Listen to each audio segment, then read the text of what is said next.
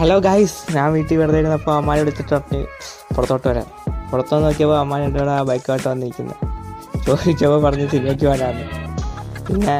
പിന്നെ വീട്ടിൽ വെറുതെ ഇരിക്കില്ലേ, ഞങ്ങൾ 3 പേരുടെ നേരെ തിയേറ്ററിലോട്ട് പോയി. തിയേറ്ററിൽ പോകുന്ന വഴിക്ക് ബൈക്കിനകത്ത് കുറച്ച് എണ്ണയും കൂടി അടിച്ച് ഇതാക്കി. ഞങ്ങൾ എവിടെ പോയാലും ഞങ്ങൾ 3 പേരായിട്ടേ പോകത്തുള്ളൂ ബൈക്കിൽ. ഇരിക്കണ്ട 3 പേരായിട്ട് പോകാൻ പ്രത്യേക വൈബാണ്. അങ്ങനെ നേരെ തിയേറ്ററിൽ ചെന്നപ്പോൾ പഴയ ഷോ കഴിഞ്ഞിട്ടില്ല.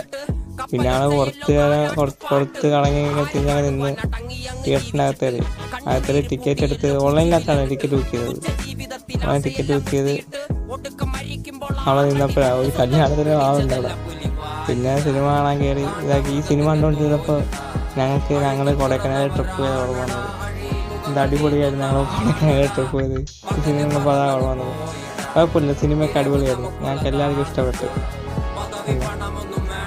അടിപൊളി സിനിമയായിരുന്നു.